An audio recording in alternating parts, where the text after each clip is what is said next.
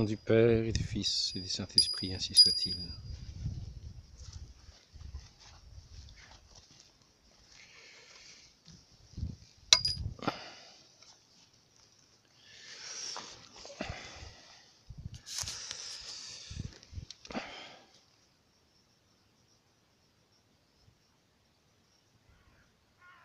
Il y a partout en ce moment, en France, des gens dans des grandes misères, dans des grandes difficultés. Donc la sécheresse, les incendies, beaucoup de gens qui se donnent beaucoup de mal pour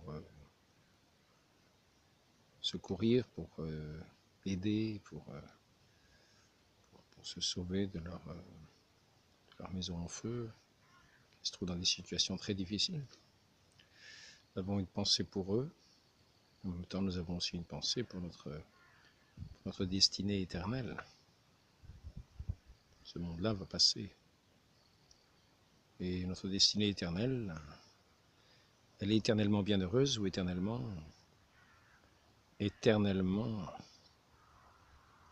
dans des feux qui seront pires que ceux que nous voyons aujourd'hui.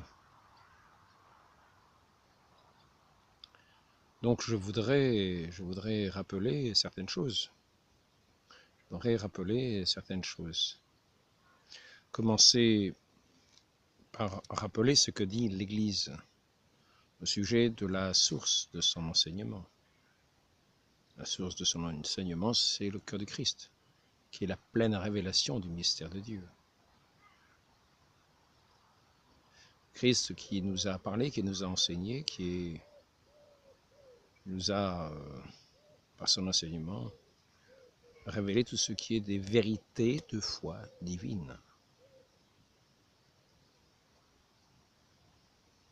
Tout ce qui est de l'Écriture, vous parlez de leur accomplissement dans le cœur du Christ. Cette venue du Christ qui allait nous conduire au Père après notre chute ici-bas, qui nous a apporté la mort par la désobéissance à Dieu, la rupture avec Dieu. Donc, le Christ, qui est la pleine révélation de ce mystère, qui est la lumière née de la lumière, vrai Dieu né du vrai Dieu. Lumière, le resplendissement de Dieu venu ici-bas, qui nous est apparu autrement encore dans sa transfiguration, comme nous montrant être pleinement celui qui est la lumière.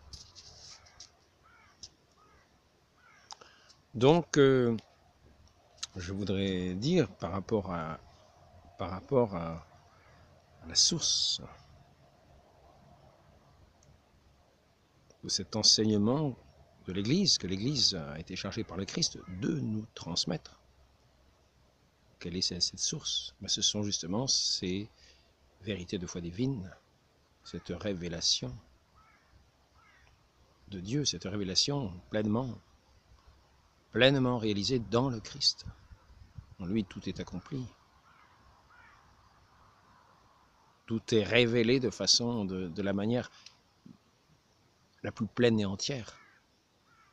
Il est l'accomplissement de la loi et des prophètes. Non seulement il est l'accomplissement de la loi des prophètes, mais il est la vie. Il est la vie. La vie. Donc, voici ce que nous dit l'Église, le dernier concile, mais c'est une répétition de ce que d'autres papes disaient déjà auparavant.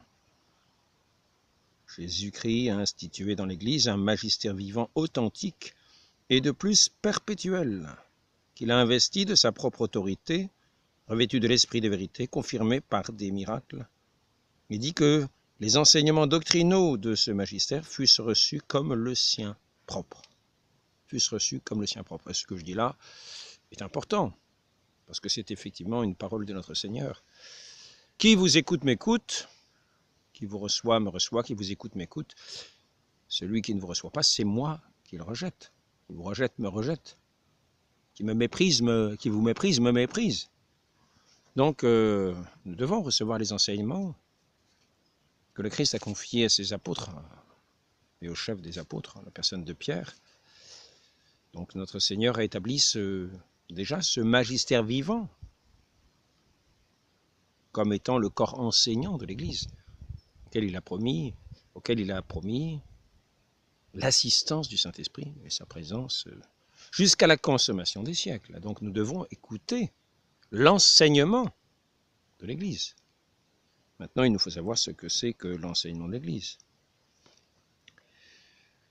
Vous avez raison de fixer votre attention sur la parole des prophètes comme sur une lampe brillante dans l'obscurité, jusqu'à ce que paraisse le jour et que l'étoile du matin se lève dans vos cœurs. Car vous savez cette chose essentielle, aucune prophétie de l'Écriture ne vient d'une intuition personnelle. C'est porté par l'Esprit que des hommes ont parlé de la part de Dieu. Donc l'Église qui va enseigner sous la mouvance du Saint-Esprit, assisté du Saint-Esprit, va bien sûr ne pas contredire l'enseignement qui vient de Dieu lui-même. C'est pour cela que l'Église se dit la servante de ces vérités de foi divine exprimées dans les Écritures. Alors,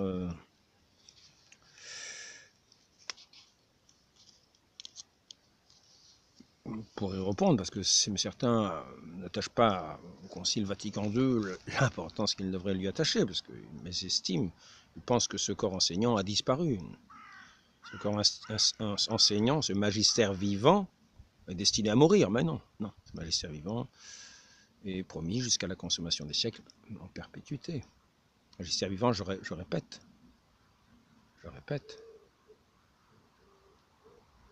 Donc, le Christ bâtit son Église sur Saint-Pierre, ses successeurs, et ce magistère vivant est l'ensemble des évêques. Dieu a donné à son Église un magistère vivant, en même temps que des sources sacrées pour éclairer et pour dégager ce qui n'est contenu qu'obscurément, mais comme implicitement dans le dépôt de la foi. Et ce dépôt, ce n'est pas à chaque fidèle, ni même aux théologiens que le Christ l'a confié pour en assurer l'interprétation authentique, mais au seul magistère de l'Église, par voie ordinaire, par voie extraordinaire. Ce magistère de l'Église, donc, l'ensemble des évêques nommés par le pape, en union avec le pape. Ce magistère est promis l'infaillibilité. Non pas à chaque évêque en particulier qui parlerait en son nom, mais ces évêques unis au pape, nommés par le pape. C'est en étant nommés par le pape qu'ils font partie de ce magistère vivant, de ce corps, de ce collège apostolique. Successeur des apôtres. Donc ce corps enseignant, qui vous écoute, m'écoute, qui vous rejette, me rejette. Il faut écouter ce que dit l'Église par ce corps, par ce magistère vivant, par ce corps enseignant établi par notre Seigneur et qui a l'assistance du Saint-Esprit. Mais il ne va pas dire des choses fantaisistes. Ce magistère vivant ne va pas enseigner des choses fantaisistes. Donc c'est ici, je vais mettre la petite pause pour trouver le document que je cherche. Voilà, j'ai enlevé les lunettes. Voilà le document que je cherchais. Je ne sais pas s'il y a beaucoup de lumière. Donc, cependant, le Concile Vatican II rajoute, ce magistère n'est pas au-dessus de la parole de Dieu. C'est ce que je vous disais à l'instant. Donc l'Église enseigne que ce magistère vivant n'est pas au-dessus de la parole de Dieu, que nous avons vu précédemment. Que dit le Christ? Ma parole, le monde passera, ma parole ne passera pas. Celui qui m'aime, c'est celui qui garde ma parole. Donc l'Église va garder la parole de notre Seigneur. Alors sinon, elle témoignerait qu'elle n'aime pas notre Seigneur. Or, C'est l'Église de notre Seigneur. C'est l'épouse de notre Seigneur. Par conséquent, l'épouse de l'agneau divin, par conséquent, elle aime notre Seigneur. Et si elle aime, elle garde sa parole et elle est la servante du Seigneur, elle va servir sa parole. C'est ce qui est dit ici, Constitution de Vatican II, sur la révélation divine, dit que la charge d'interpréter authentiquement la parole de Dieu, écrite ou transmise, était confiée au seul magistère vivant, écrite dont l'autorité s'exerce au nom du Christ, vérité de foi divine. Cependant, il ajoute, ce magistère n'est pas au-dessus de la parole de Dieu.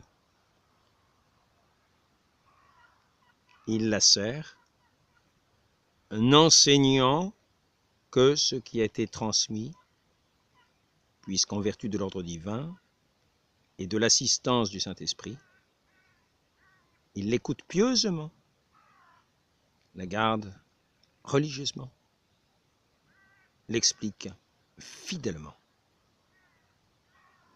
Donc elle garde, cette Église, ses yeux fixés avec attention sur la parole des prophètes, la loi et les prophètes, et surtout sur celui qui est le Verbe éternel, qui s'est incarné dans le sein de la très sainte Vierge Marie, cette arche sainte, immaculée.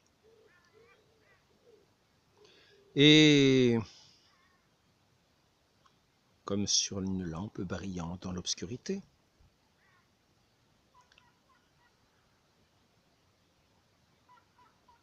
car c'est porté par l'Esprit que les hommes ont parlé de la part de Dieu. Deuxième lettre de Saint Pierre, chapitre 1, versets 19-21.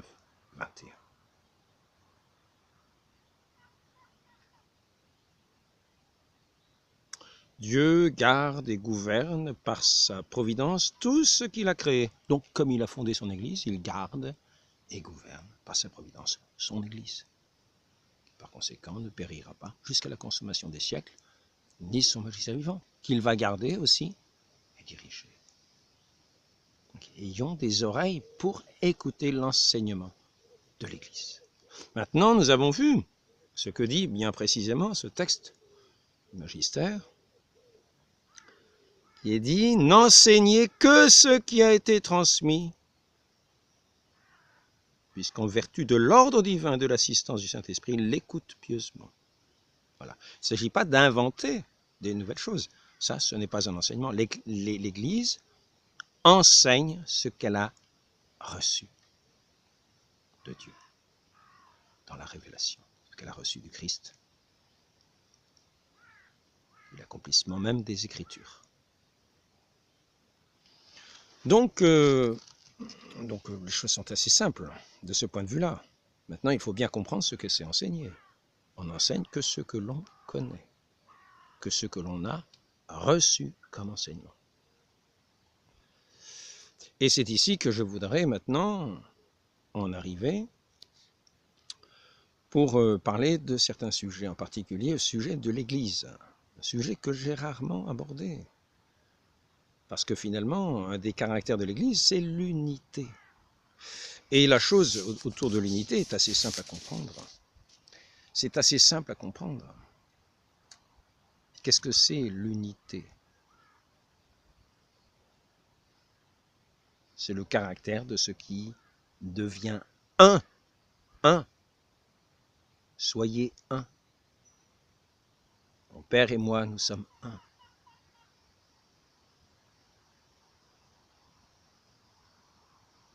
Donc le Christ se fait un avec son Église. Et il nous appartient, lui qui est non seulement la parole éternelle, la parole divine, la connaissance du Père, qui est lui-même ce mystère, qui est toute sagesse, toute la plénitude de la connaissance. C'est le Christ lui-même. Le Christ lui-même qui est la vie. Et il nous faut être un avec lui, c'est-à-dire qu'il nous faut être dans l'unité. Le caractère de l'Église, c'est l'unité. Donc il y a cette unité qui est le fait simplement d'être un avec le Christ. Simple à comprendre. L'unité, c'est d'être un avec notre Seigneur, avec notre Dieu. Voilà l'unité. Nous pouvons développer, et c'est ce que je vais m'efforcer de faire. Mais pour cette unité-là, nous savons bien que nous sommes incorporés, que nous faisons un avec le Christ par ce sacrement du baptême. Qui nous fait devenir membres du corps du Christ. Nous mourrons avec le Christ et nous ressuscitons avec lui, et nous lui sommes unis. Nous sommes un avec lui dans le baptême. Alors maintenant, il ne s'agit pas simplement d'être unis simplement dans le sacrement du baptême, car notre Seigneur nous révèle, nous dit explicitement que nous devons garder sa parole. Il ne s'agit pas simplement de recevoir de l'eau, d'être, comme on dit, plongé dans les eaux du baptême. Mais il faut avoir la foi dans le Christ, dans ses enseignements. Notre Seigneur dit à ses disciples, je vous l'ai déjà dit à l'instant, allez par le monde entier, enseignez l'évangile à toute créature. Ceux qui croiront et seront baptisés, voyez, il ne s'agit pas simplement d'être incorporés dans le baptême, mais aussi dans la foi. Ceux qui croiront et seront baptisés. C'est l'unité dans la foi. L'unité dans la foi, c'est-à-dire que nous devons être à l'écoute de notre Dieu. Nous ne devons pas trier ses paroles, car c'est le Saint-Esprit qui nous fait reconnaître ce qui est de Dieu. L'Esprit de Dieu reconnaît ce qui est de Dieu.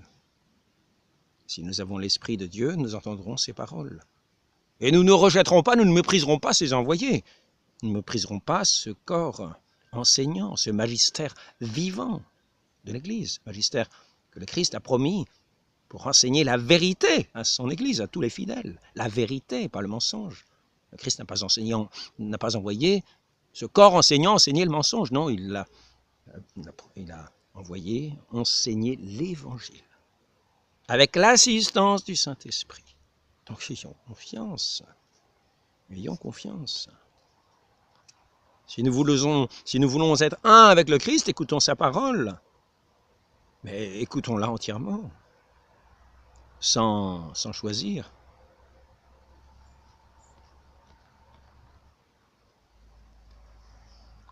Cette connaissance, cette unité dans la foi, cette unité dans le sacrement, est dite nécessaire. Car nous devons être un avec le Christ pour être membres du Christ, pour être unis à la tête. Unis à la tête. Seuls les membres de l'Église, seuls les membres du Christ, seuls les membres de l'Église, seuls les membres du Christ sont unis à la tête. Ils sont membres du Christ. Ils sont un avec lui. Un, de cette manière, par le baptême, et un dans la foi. Ils entendent ces paroles. Ils ont l'esprit du Christ. Ils entendent ces paroles. Et donc ils sont un avec lui dans la foi. Et c'est ainsi que, un, dans les sacrements, le Christ va communiquer sa grâce comme à travers des canaux, comme des vaisseaux sanguins. Il communiquerait à partir du cœur le sang à tous les membres. Ici, notre Seigneur Jésus-Christ va communiquer tout son être à tous ses membres, pour être un avec lui, un avec son Père, dans cette connaissance du Père. Nous allons être tirés des ténèbres de l'obscurité, des ténèbres de l'ignorance, pour entrer dans la connaissance du Père dans laquelle est la vie éternelle. Qu'est-ce que la vie éternelle? C'est de vous connaître, vous, Dieu, le Père, et celui qui vous avait envoyé, Jésus-Christ.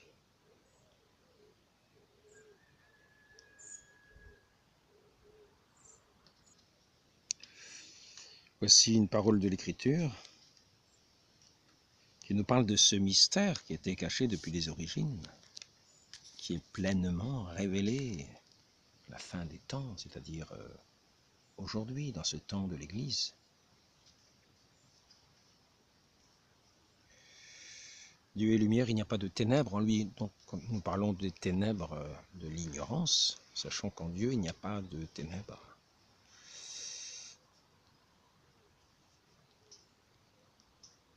Ici, nous voyons mener à bien par vous l'annonce de sa parole. Alors, je vais quand même prendre les lunettes, sinon j'y vois rien. Dont l'Église est la servante, c'est ce que je viens de vous dire, c'est moi qui le rajoute, entre parenthèses. Mener à bien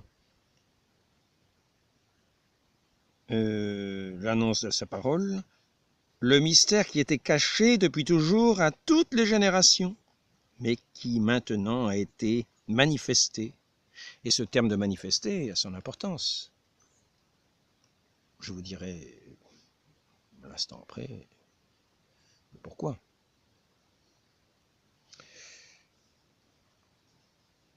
A été manifesté à ceux qui l'a sanctifié, afin de l'amener, celui qui entend, à sa perfection dans le Christ.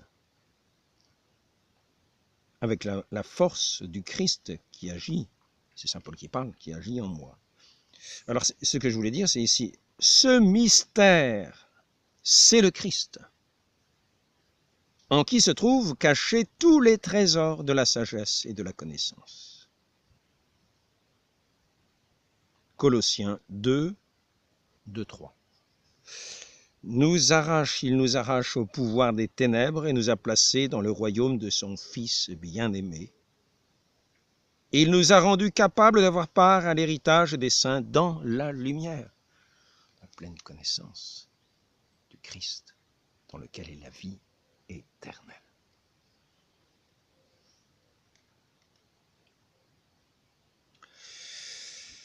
Je tiens à rappeler une phrase de Paul VI qu'il nous disait au sujet du prédicateur, qui peut avoir son importance pour ceux qui voudraient parler, annoncer l'Évangile, les encourager. C'est un encouragement à avoir une parole vraie. L'Évangile, Paul VI, évangélisation dans le monde moderne, l'Évangile dont nous avons la charge est aussi parole de vérité. Une vérité qui rend libre et qui seule donne la paix du cœur. Nous sommes dans la plénitude de la connaissance, dans l'accord avec notre Dieu, dans l'union avec notre Dieu, lorsque nous le recevons dans sa parole, dans son enseignement, dans ses sacrements, où il se rend présent. Difficile vérité, et lorsque nous sommes en union avec notre Dieu, nous sommes dans la paix du cœur, nous sommes dans la plénitude de l'amour. Difficile vérité que nous recherchons dans la parole de Dieu, et dont nous ne sommes encore une fois ni les maîtres. C'est une parole importante.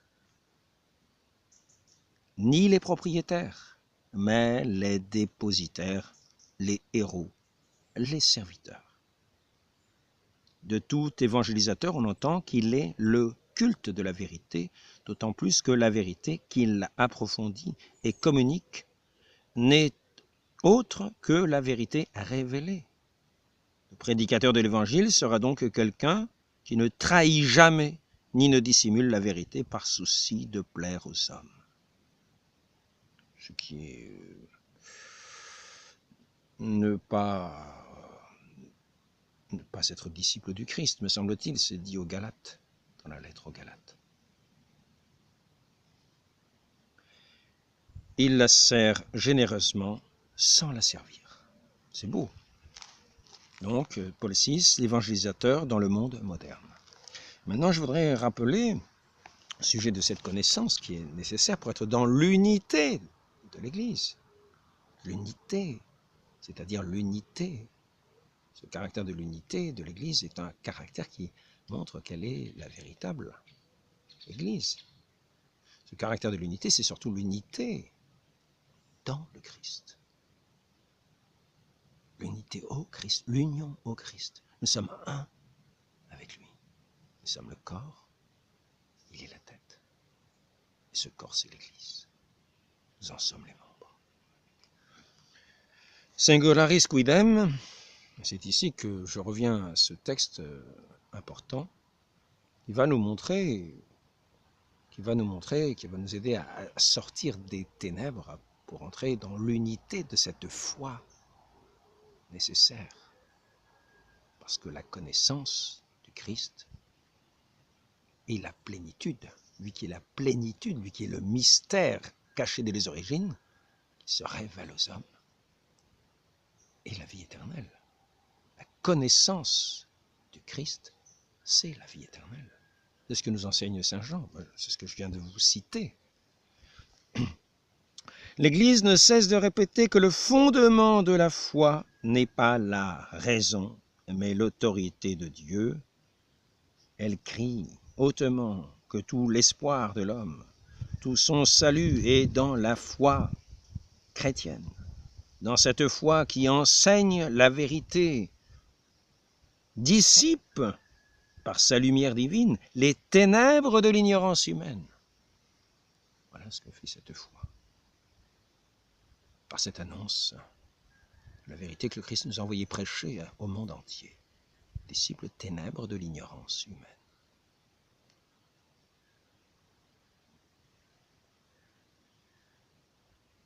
Elle crie donc, cette Église, hautement que tout l'espoir de l'homme, tout son salut est dans la foi chrétienne. Entendons-le bien. Tout l'espoir de l'homme, tout son salut est dans la foi chrétienne. Entendons-le. Ne soyons pas sourds, ne faisons pas la sourde oreille. Ce n'est pas le seul document qui dise que tout le salut est dans la foi chrétienne. Nous devons être un avec le Christ qui est la vie, c'est l'unité.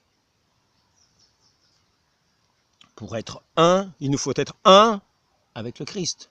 Si nous sommes un entre nous comme des Judas de tous les bords, comme des larrons mauvais au pied de la croix, à l'insulter, si nous sommes un dans les insultes, nous ne serons pas un avec le Christ. Il nous faut être un avec le Christ, un dans cet amour qui réunit, un dans cet amour qui unit, qui fait l'unité. Un en Dieu, un dans le Christ, qui est le chemin, la vérité, la vie. Un dans l'Église, que nous sommes unis au Christ par les sacrements, par l'enseignement, par la foi.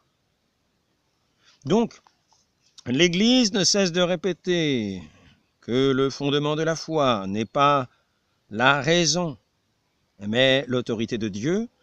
Elle crie hautement que tout l'espoir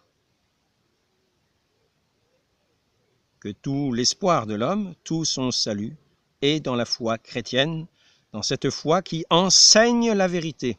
Cette foi qui enseigne. Alors, que dit Vatican II au sujet de l'enseignement? Qu'il enseigne ce qu'il a reçu. L'Église enseigne ce qu'elle a reçu, ce qu'elle connaît. Pas ce qu'elle ne connaît pas. Pas ce qu'elle tient pour, des convictions fermes. Non, ce qu'elle connaît. L'Église ne peut enseigner que ce qu'elle connaît. Mais pas au-dessus des Écritures, pas au-dessus de la parole de Dieu, pas au-dessus des vérités divines. Elle n'enseigne que ce qu'elle connaît. Elle le dit elle-même. Voir le document de Vatican II sur la révélation divine.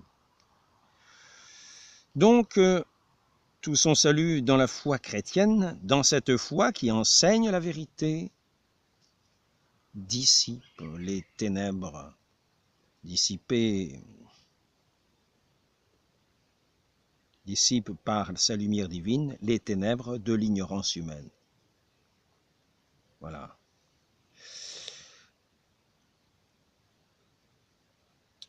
Donc ici, nous continuons. L'Église est le sanctuaire de la foi même et le temple de Dieu, hors duquel, de ce temple, hors duquel, sauf ignorance invincible, la chose est importante, car nous avons vu que c'était dans la connaissance de la foi chrétienne,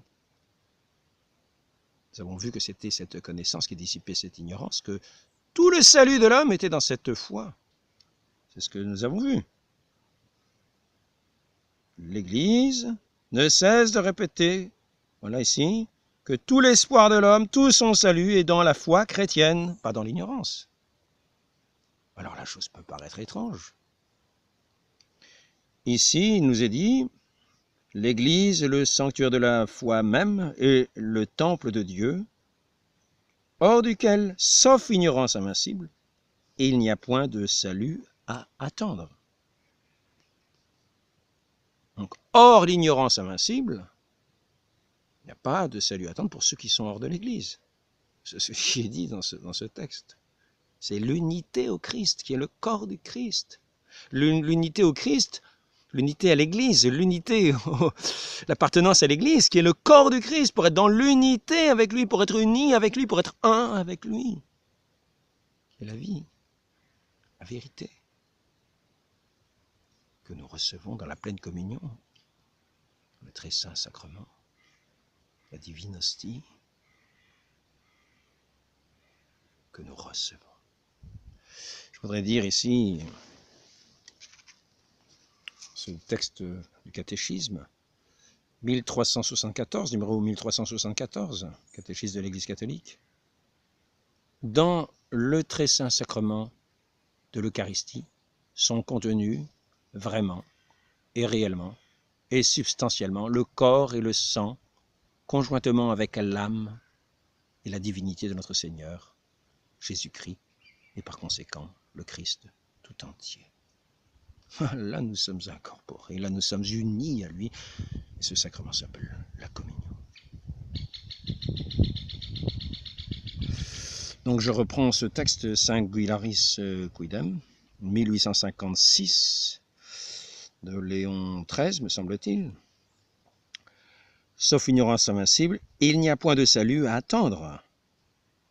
Je vais reprendre les lunettes, même si elles sont moches, ça en passera. C'est pas très beau. Tout ce qui est de Dieu est pourtant très beau, mais les lunettes sont peut-être du monde. Elles sont utiles quand même. Donc, il n'y a point de salut à attendre. Il est à craindre que dans les prêtres qui doivent s'appliquer à enseigner, à l'étude, à qui incombe la charge d'instruire le peuple des choses dont la connaissance est indispensable au salut. Alors, ne disons pas que si cette connaissance est indispensable au salut, on peut être sauvé dans une ignorance, hein, aussi invincible soit-elle. Comprenons bien ce qui est dit. Comprenons bien ce qui est dit. Nous allons résoudre cette question très rapidement. Je tiens à vous faire méditer la question, que vous y réfléchissiez avant d'avoir la réponse. Quelle est cette chose étrange? Hors de l'Église, il ne nous est dit pas de salut, sauf ignorance invincible. Ça semble être la solution. L'ignorance, ça doit être la formule magique pour avoir le salut, la solution extraordinaire. À la limite, c'est même plus la peine d'annoncer l'évangile aux gens. Or, ce qui nous est dit ici, à la suite, c'est que les prêtres semblent manquer un petit peu de zèle pour instruire le peuple des choses dont la connaissance est indispensable au salut. La connaissance, pas l'ignorance, la connaissance. Donc, n'oublions pas ces deux éléments qui sont dits dans ce texte. Tout l'espoir de l'homme, tout son salut est dans la foi chrétienne. Cette foi qui enseigne, dissipe par la lumière divine les ténèbres de l'ignorance humaine. Ignorance invincible ou pas. Qu'invincible d'ailleurs. Parce que l'ignorance coupable ne sera pas dissipée. Le sourd, celui qui ne veut pas entendre, fermera ses oreilles. Et les ténèbres ne seront pas dissipées, il restera dans son obscurité. Donc ici, on a bien raison de dire qu'il s'agit d'une ignorance invincible, en ce sens non coupable. Et à l'étude de la charge d'instruire le peuple des choses dont la connaissance est indispensable au salut et d'administrer les sacrements. On ne voit s'affaiblir l'amour de la science et se refroidir le zèle à faire entrer les égarés dans la voie du salut. Donc, quand j'ai lu ce texte une première fois, je suis resté une demi-heure. Je me suis dit, mais c'est un texte de fou, ça. À la fois, on nous dit, je me suis dit, mais qui est-ce qui écrit ça? Je me suis dit, mais on est où? On est à l'asile, on est où? On nous dit que cette connaissance de la foi est nécessaire au salut. Et on nous dit, sauf pour ceux qui sont dans l'ignorance. Mais c'était ahurissant, mais en fait, la chose était vraiment extrêmement simple à comprendre. Je pense que vous l'avez déjà comprise. Notre Seigneur n'envoie pas annoncer l'Évangile à ceux qui sont déjà dans l'Église. Peut-être que si, pour compléter leur connaissance, bien sûr, pour entretenir leur foi, pour les maintenir dans la vie chrétienne, les encourager, les exhorter, leur donner ces sacrements, qui est comme le pain quotidien que nous recevons des mains du prêtre à la communion, pour recevoir son absolution, les absolutions du Christ dans les paroles du prêtre, parce qu'il donne l'absolution, parce que nous confessons de cœur tous nos péchés,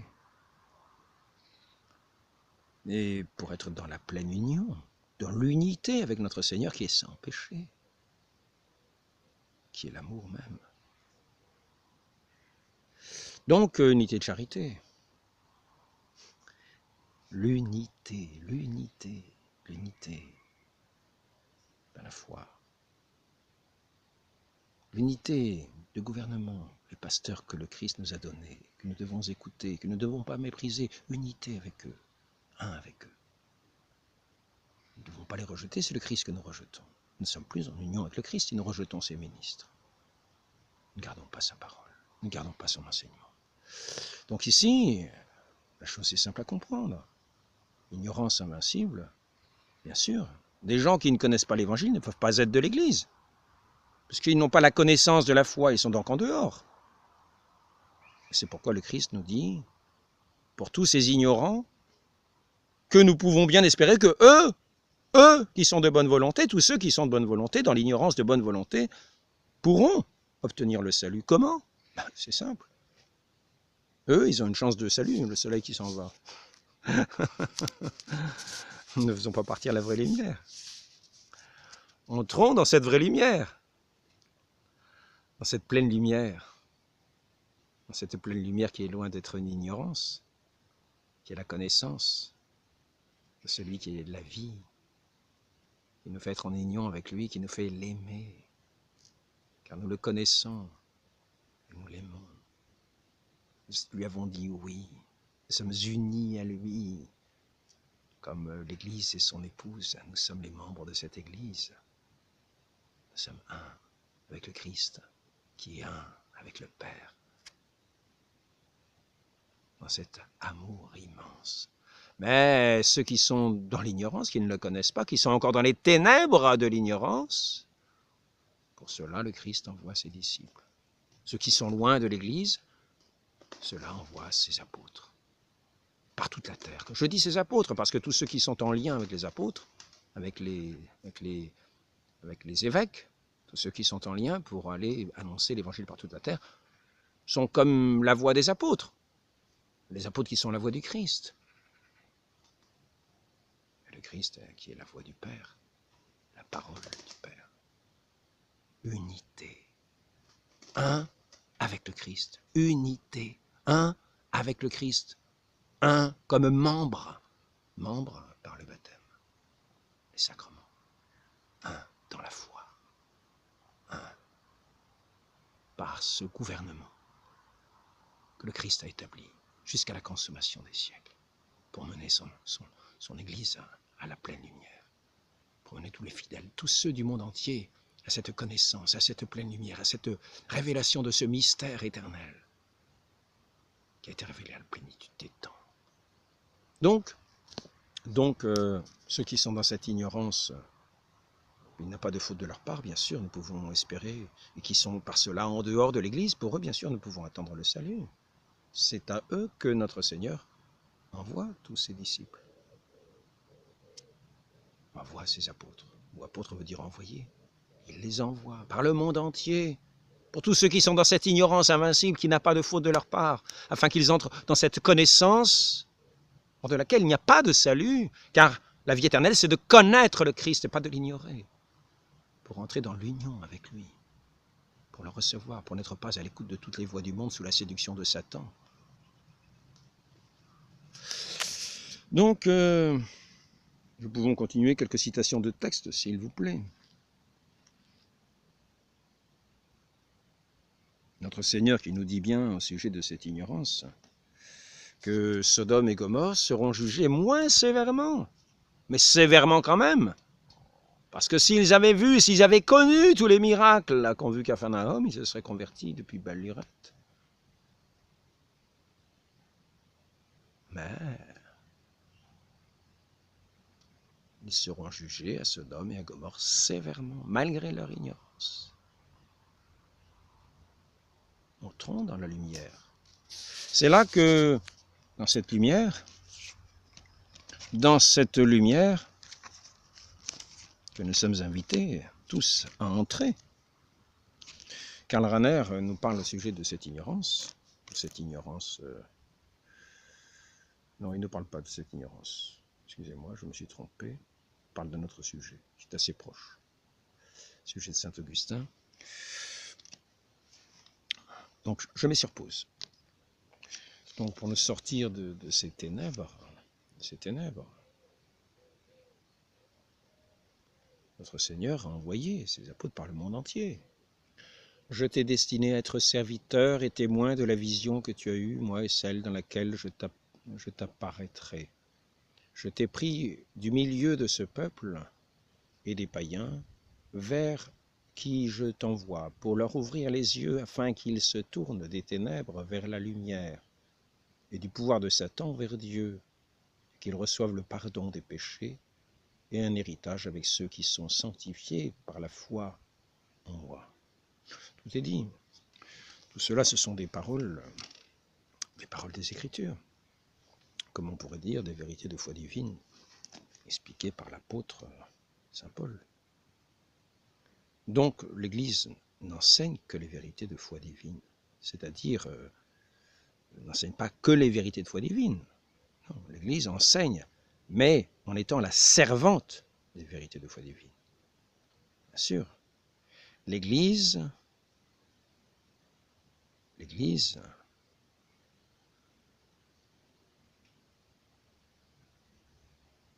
en étant la servante des vérités de foi divine, de ces écritures, de ces paroles, qui ne sont pas simplement d'inspiration humaine.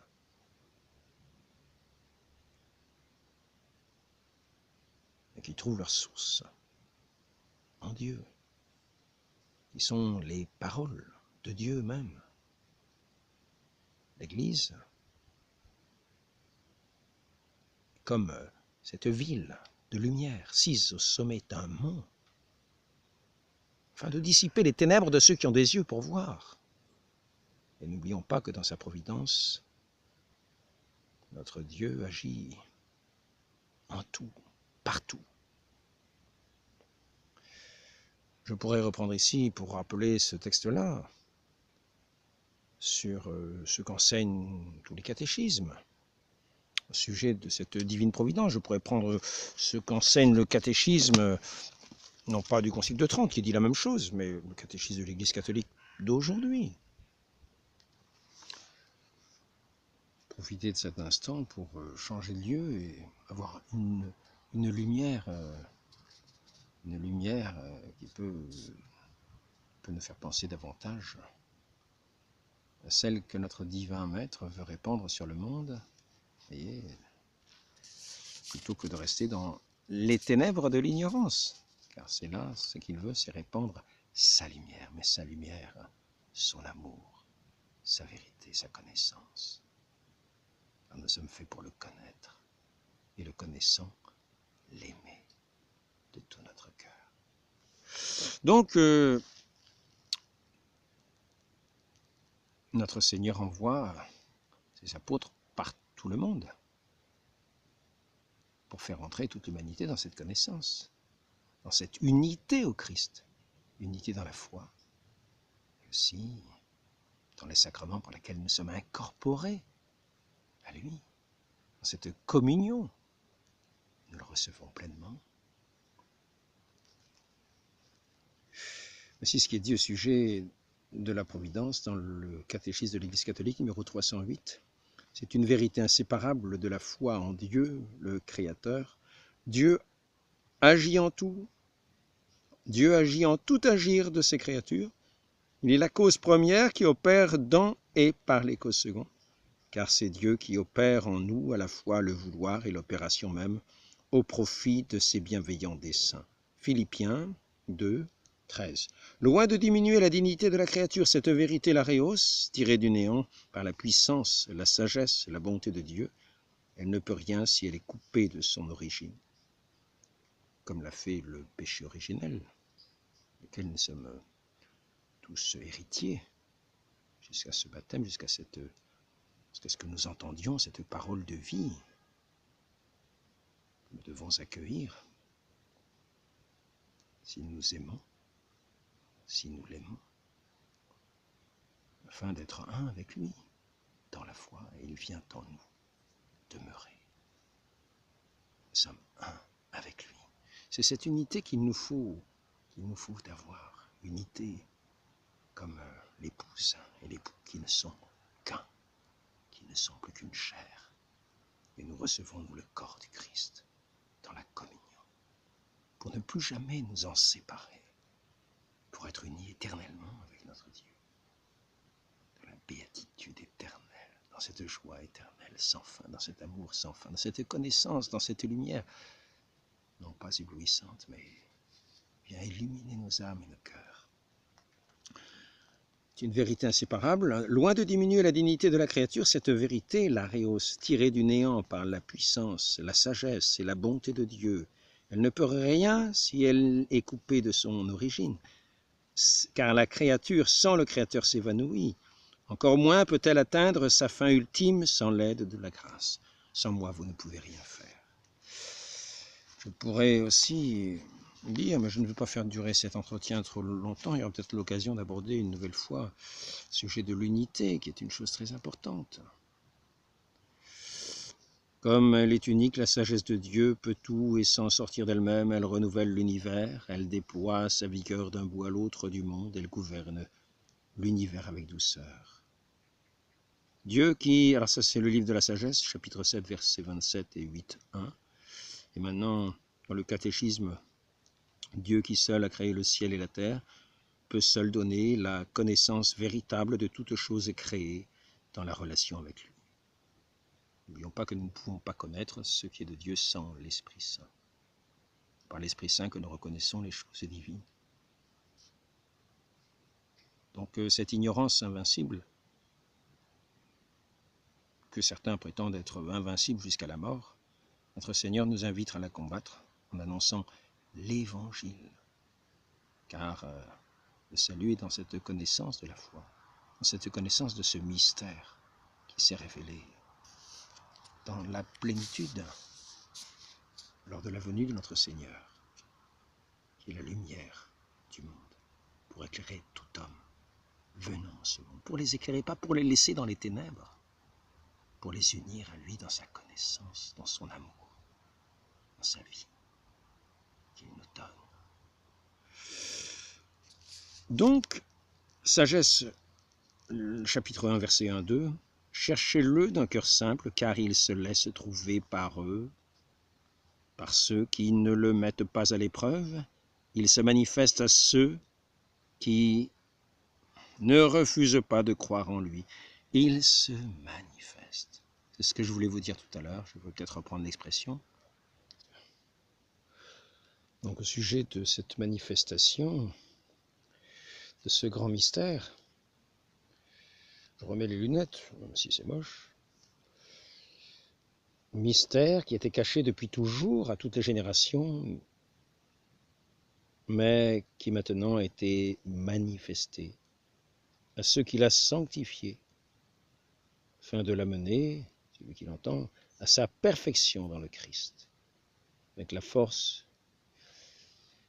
Le mystère, c'est le Christ, en qui se trouvent cachés tous les trésors de la sagesse, de la connaissance. C'est dans la vraie connaissance du mystère de Dieu. Voilà ce que nous dit saint Paul. Donc maintenant, je voudrais dire que cette connaissance est vraiment de nécessité. C'est un dogme de notre foi. C'est un pape qui le dit, Nostis Nobiscum, Pie IX, 1849. Je vais retrouver un petit peu de lumière à nouveau.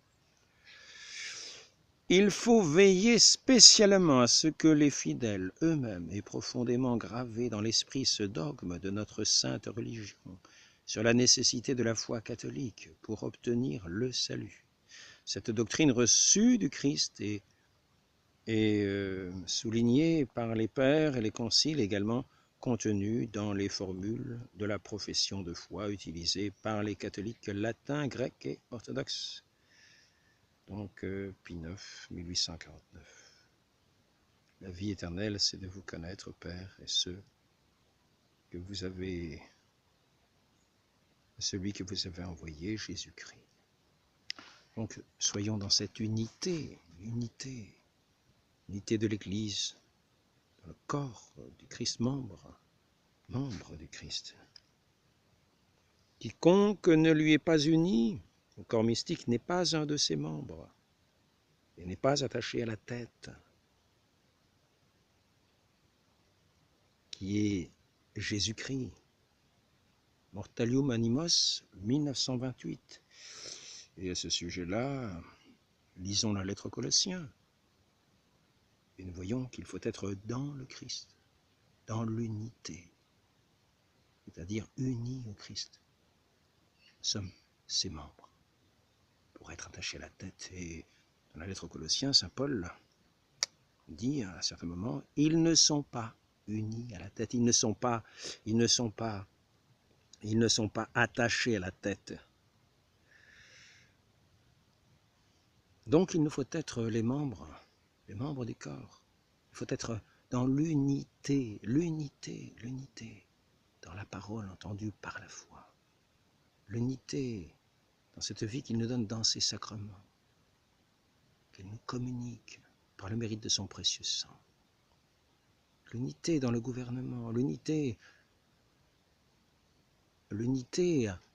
à ses ministres, à ce magistère vivant qu'il a lui-même établi pour l'écouter dans son enseignement. Et n'oublions pas que l'enseignement est défini, c'est ce qu'il a reçu, c'est ce que l'Église a reçu. Le magistère vivant n'est pas au-dessus des Écritures, est-il précisé.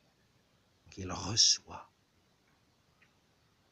ce qu'il enseigne, cette révélation.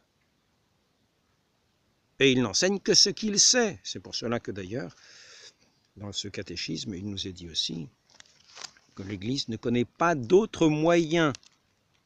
L'Église ne connaît pas d'autres moyens, donc elle ne peut pas en enseigner d'autres. Elle peut dire qu'elle a une conviction profonde, et c'est ce qu'elle dit, une conviction quasiment de toujours. Vous voyez, sur la nécessité de la foi, ce qui est dit dans le catéchisme de l'Église catholique, 161, croire en Jésus-Christ et en celui qui l'a envoyé pour notre salut est nécessaire pour obtenir le salut. Saint Marc, chapitre 16, verset 16.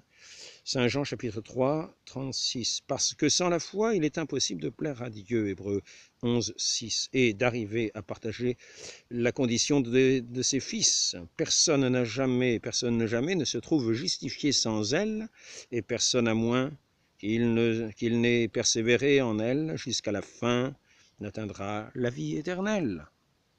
Donc il nous faut cette persévérance. Mais ne redoutons pas que le Saint-Esprit s'absente si nous ne le chassons pas. Prions-le. Gardons cette foi.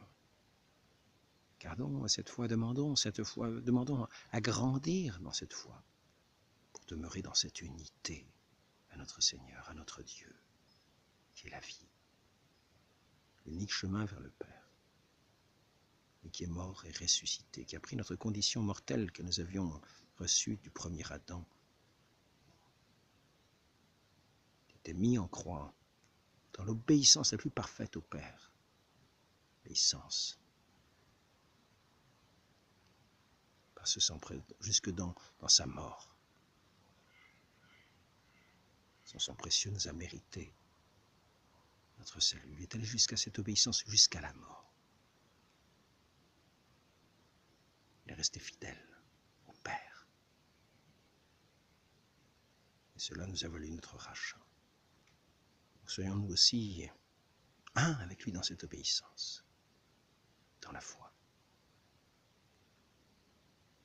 Et nous aurons aussi cette vie éternelle, unis au Christ dans sa gloire.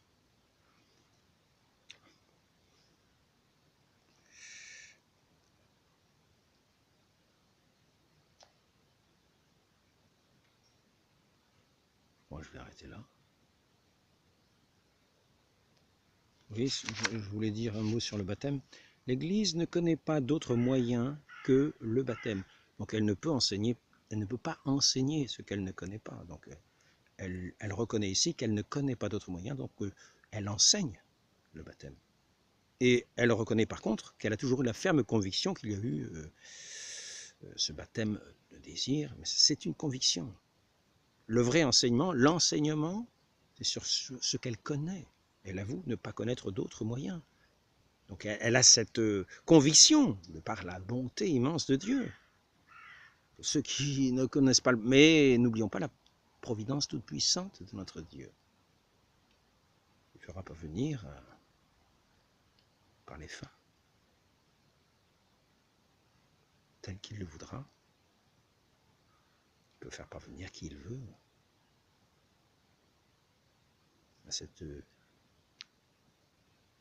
par cette conduite du Saint-Esprit, par cette conduite providentielle dans toutes choses.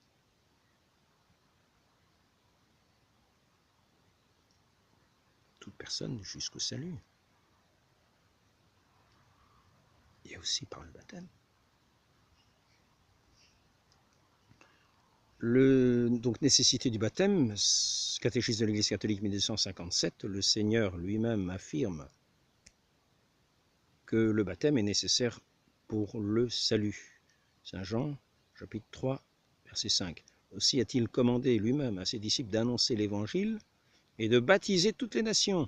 Saint Matthieu, chapitre 28, 20. Le baptême est nécessaire au salut pour ceux auxquels l'Évangile a été annoncé, qui ont eu la possibilité de demander le sacrement. Mais les autres, ils sont dans l'ignorance. Problème. L'Église ne connaît pas d'autres moyens. C'est ici la chose importante. Elle ne connaît pas d'autres moyens. Donc, l'Église professe n'enseigner que ce qu'elle connaît, que ce qu'elle reçoit. N'oublions pas. Ce magistère n'est pas au-dessus de la parole de Dieu. Ça, c'est la parole de Dieu. Il la sert n'enseignant que ce qui a été transmis, puisqu'en vertu de l'ordre divin et de l'assistance du Saint-Esprit, elle l'écoute pieusement, etc. Garde religieusement, elle explique fidèlement cette parole. Donc cette parole de notre Seigneur, c'est celle-là. Nul ne peut entrer dans le royaume des cieux s'il ne renaît de l'eau et de l'esprit, c'est-à-dire le baptême. Donc aussi a-t-il commandé lui-même à ses disciples d'annoncer l'évangile, de baptiser toutes les nations. Le baptême est nécessaire au salut de celles de ceux qui ont eu la possibilité de demander ce sacrement. Mais qui n'a pas eu la possibilité de demander ce sacrement? À l'homme c'est impossible, mais à Dieu tout est possible, n'oublions pas. Donc l'Église, ne disons pas impossible, impossible, non. À Dieu, dans sa toute-puissance, tout est possible. Sauf à dire qu'il n'est pas tout puissant. L'Église ne connaît pas d'autres moyens, donc n'abaissons pas notre foi.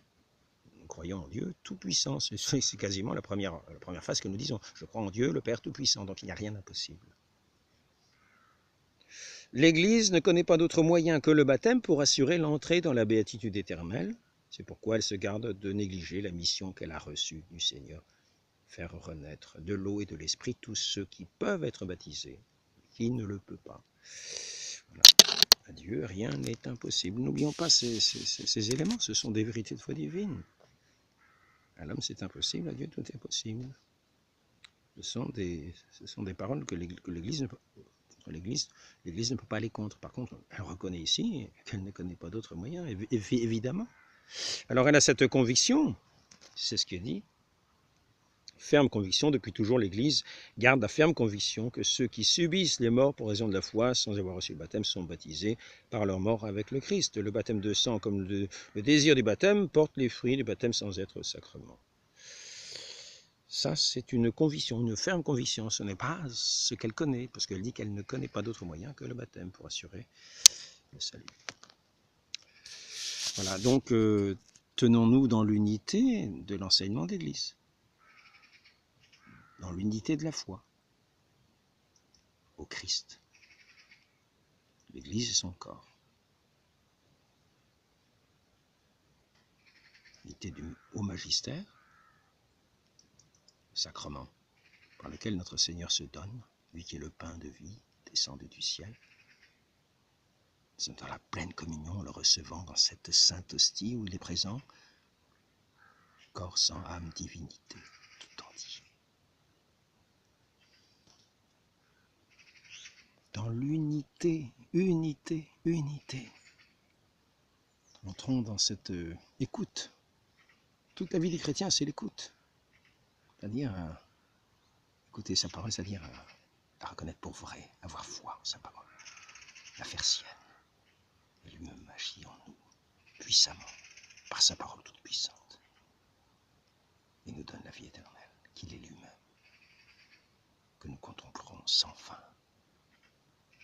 Lui que nous contemplerons sans fin dans sa lumière, sans fin. C'est ce que je vous souhaite. Prions les uns pour les autres, pour ne pas nous égarer en route. Tenons-nous aux enseignements de l'Église, de ce qu'elle reconnaît, connaître, recevoir, car elle l'avoue qu'elle n'est pas au-dessus. Nous ne nous mettons pas nous au-dessus en imaginant des choses qui ne sont pas reçues véritablement. Tenons bien en compte de ce qui est dit comme étant